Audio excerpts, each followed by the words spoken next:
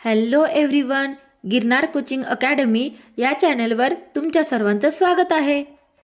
नेहमी परीक्षेमध्ये विविध पुरस्कारांवर प्रश्न विचारले जातात। त्यातला एक महत्त्वाचा पुरस्कार आहे तो दादासाहेब फाळके पुरस्कार। तर आज आपण दादासाहेब फाळके पुरस्कार 2024 यावरती कशा प्रकारे संभाव्य प्रश्न विचारले जातात ते बघणार आहोत। तर आपण चालू करूयात दादासाहेब फाळके पुरस्काराबद्दल काही माहिती आणि त्याचे कशा प्रकारे प्रश्न येऊ शकतात ते प्रश्न आणि त्यांची उत्तरे।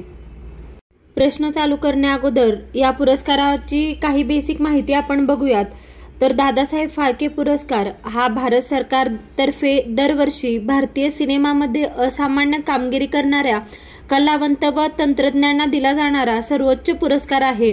इसवी सन 1969 मध्ये दादासाहेब फाळके यांच्या जन्मशताब्दी वर्षापासून हा पुरस्कार दिला जात आहे। दादासाहेब फाळके हा पुरस्कार माहिती व प्रसारण मंत्रालय भारत खात्यातर्फे दिला जातो। दरवर्षी भरवल्या जाणाऱ्या राष्ट्रीय चित्रपट पुरस्कार सोहळ्यादरम्यान या पुरस्काराचे वाटप केले जाते। या पुरस्कारावरती परीक्षेला कशा प्रकारे प्रश्न विचारले जाऊ शकतात त्यात आपण प्रश्न बघूयात। प्रश्न पहिला, दादासाहेब फाळके जीवनगौरव पुरस्कार 2024 ने कोणाला सन्मानित केले जाईल?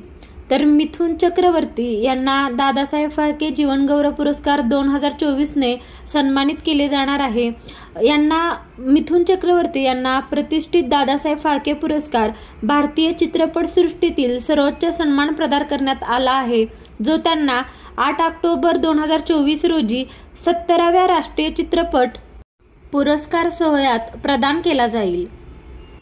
हा पुरस्कार त्यांना 2022 या वर्षासाठी देण्यात येणार आहे। 2023 मध्ये 2021 या सालासाठी वहिदा रहमान यांना हा पुरस्कार देण्यात आला होता आणि हा सन्मान मिळवणाऱ्या वहिदा रहमान या 8व्या महिला कलाकार आहेत। पुढचा प्रश्न बघूया। दादासाहेब फाळके पुरस्कार हा कोणत्या क्षेत्रात दिला जाणारा भारतातील सर्वोच्च सन्मान आहे? तर हा चित्रपट सृष्टीत दिला जाणारा दादासाहेब फाळके हा भारतातील सर्वोच्च सन्मान आहे। प्रश्न क्रमांक 3, दादासाहेब फाळके जीवनगौरव पुरस्कार केव्हा सुरू झाला? 1969 मध्ये हा दादासाहेब फाळके जीवनगौरव पुरस्कार हा सुरू झालेला आहे। क्वेश्चन नंबर 4, दादासाहेब फाळके जीवनगौरव पुरस्कार कोण प्रदान करते?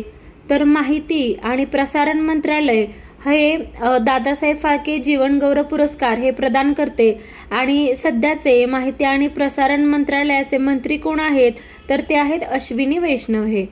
प्रश्न क्रमांक 5, भारतीय चित्रपट सृष्टीचे जनक म्हणून कोणाला ओळखले जाते? तर दादासाहेब फाळके यांना भारतीय चित्रपट सृष्टीचे जनक म्हणून ओळखले जाते।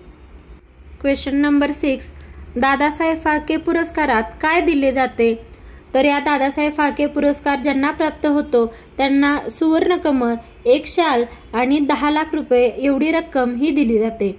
नेक्स्ट क्वेश्चन क्रमांक 7, 1969 साली प्रथमच दादासाहेब फाळके जीवनगौरव पुरस्काराने कोणाला सन्मानित करण्यात आले? देविका राणी या अभिनेत्रीला 1969 साली प्रथमच दादासाहेब फाळके जीवनगौरव पुरस्काराने सन्मानित करण्यात आले होते। नेक्स्ट क्वेश्चन क्रमांक 8, मरणोत्तर दादासाहेब फाळके पुरस्काराने सन्मानित होणारे पहिले व्यक्ती कोण होते?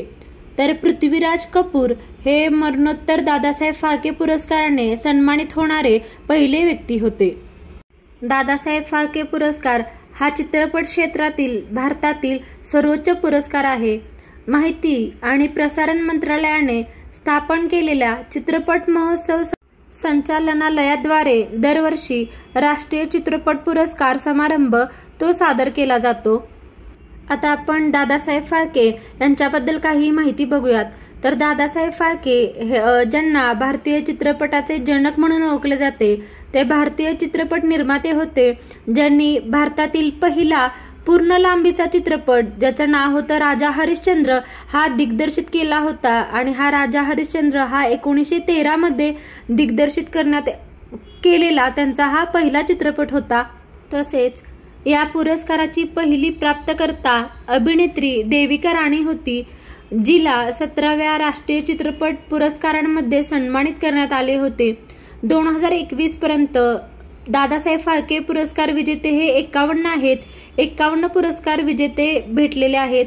त्यापैकी अभिनेता पृथ्वीराज कपूर ज्यांना 1971 मध्ये आणि अभिनेता विनोद खन्ना ज्यांना 2017 मध्ये हे एकमेव मरणोत्तर प्राप्त झाले हे पुरस्कार दादासाहेब फाळके पुरस्कार हे प्राप्त झालेले आहेत. हे प्राप्तकर्ते आहेत. Thank you for watching. प्लीज व्हिडिओला लाईक करा, शेअर करा, कमेंट करा आणि चॅनेलला सबस्क्राईब करायला विसरू नका. आणि अशा प्रकारचे कोणत्या टॉपिकवरचे व्हिडिओ तुम्हाला पाहायला आवडतील ते कमेंट करून नक्की सांगा.